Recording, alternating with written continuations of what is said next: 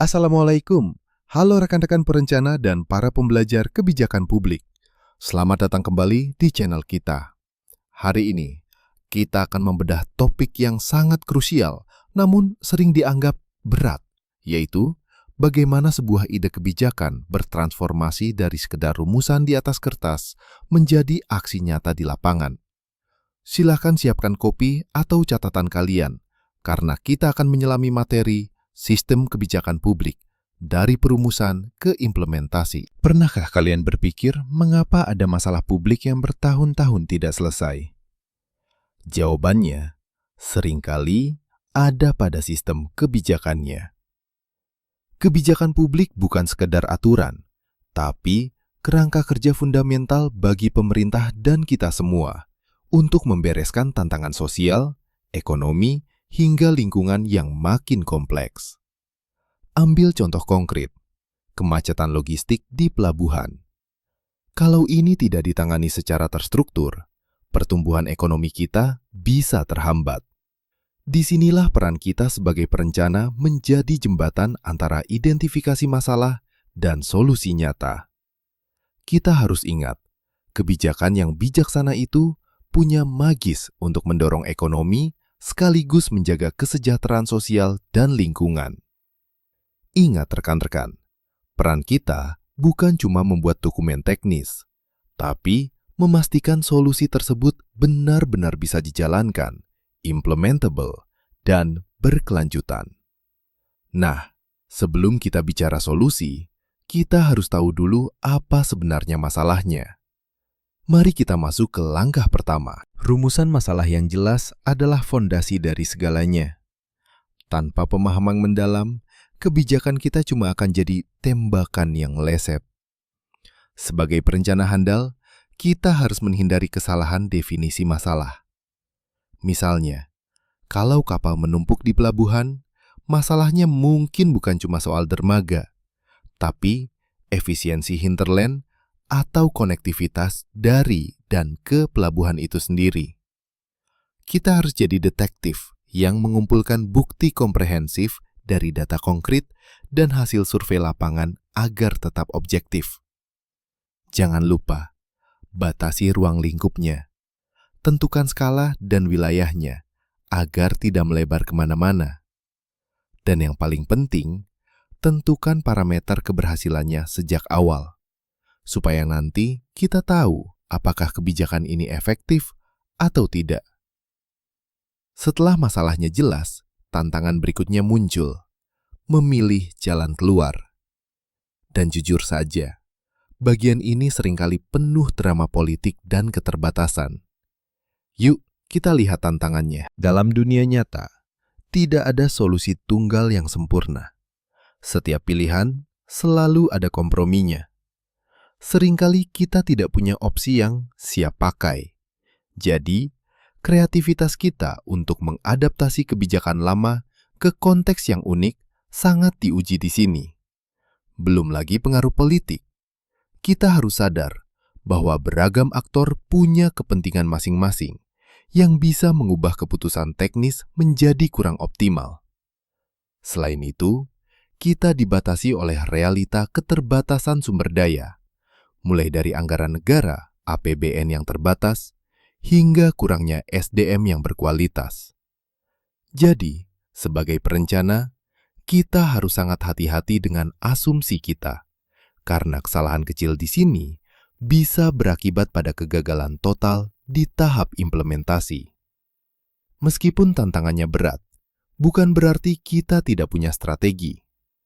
Ada 3 jalur utama yang bisa kita ambil untuk mengembangkan alternatif solusi. Mari kita bahas satu persatu. Untuk memastikan semua kemungkinan sudah dipertimbangkan, kita punya 3 jalur utama. Pertama, pertahankan status quo jika kebijakan lama masih efektif. Kedua, modifikasi kebijakan lama jika hanya butuh perbaikan kecil.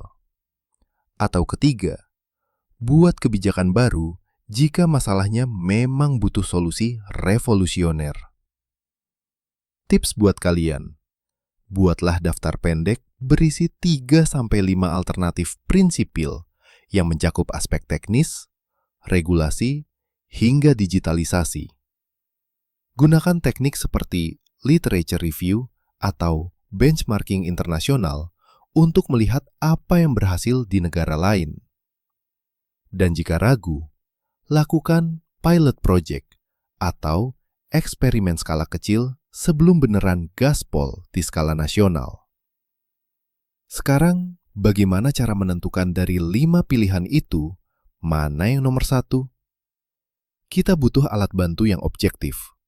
Namanya grid analysis. Grid analysis ini adalah senjata rahasia perencana untuk membuat keputusan berbasis bukti, bukan sekedar perasaan. Caranya, tetapkan kriteria seperti biaya atau kecepatan, beri bobot sesuai prioritas, lalu beri skor pada setiap alternatif. Mari kita lihat contoh nyata pada masalah logistik pelabuhan tadi. Ada 3 pilihan: bangun pelabuhan baru, optimalisasi sistem, atau digitalisasi IoT. Hasilnya, alternatif B, optimalisasi plus cold chain, menjadi pemenang untuk jangka pendek dengan skor 78. Mengapa? Karena solusi ini paling pragmatis, biayanya lebih rendah, dan dampaknya cepat terasa dibandingkan membangun infrastruktur baru yang memakan waktu tahunan. Ini bukti bahwa efisiensi seringkali lebih efektif daripada sekedar proyek masif. Tapi ingat, angka-angka di atas kertas bisa berubah kalau kita tidak memperhitungkan orang-orang di baliknya. Mari kita bicara soal permainan para aktor dengan analisis Prince. Kebijakan sehebat apapun bisa tumbang kalau kita abai pada aktor-aktornya. Lewat kerangka Prince, kita memetakan players, relationship, interests, concerns, dan environment. Kita identifikasi siapa saja mereka, dari pemerintah pusat, Pemda, nelayan, hingga operator pelabuhan. Kita harus jujur menilai siapa yang paling diuntungkan dan siapa yang punya kekuatan politik untuk menjegal atau mendukung kebijakan kita. Dengan memetakan posisi mereka, kita bisa merancang strategi komunikasi yang tepat dan membangun kompromi yang diperlukan.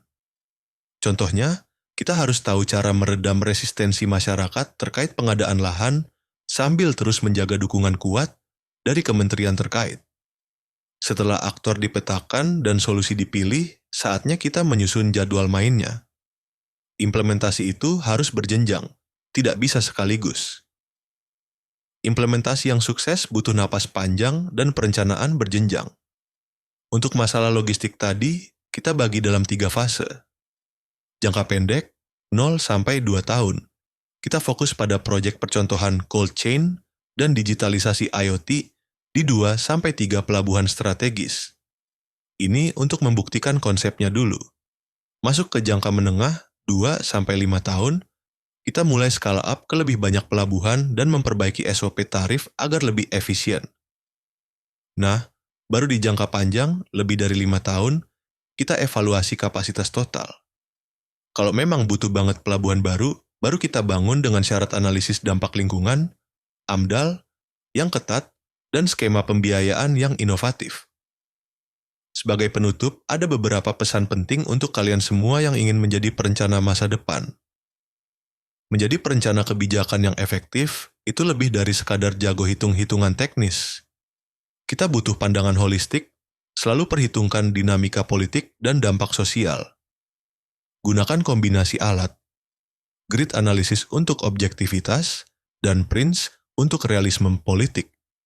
Prioritaskan solusi yang benar-benar bisa dijalankan, visible, dan punya dampak cepat untuk isu mendesak.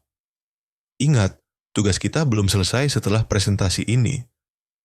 Langkah selanjutnya adalah melakukan cost-benefit analysis, CBA, yang mendalam dan studi risiko yang serius sebelum benar-benar menjalankan proyek percontohan. Teruslah berinovasi karena kebijakan yang baik adalah kebijakan yang mampu beradaptasi dengan zaman. Gimana? Ternyata merencanakan kebijakan publik itu seni sekaligus sains ya. Kalau kalian punya pertanyaan atau studi kasus lain yang ingin dibahas, tulis di kolom komentar di bawah. Jangan lupa like, share, dan subscribe untuk konten perencanaan pembangunan lainnya.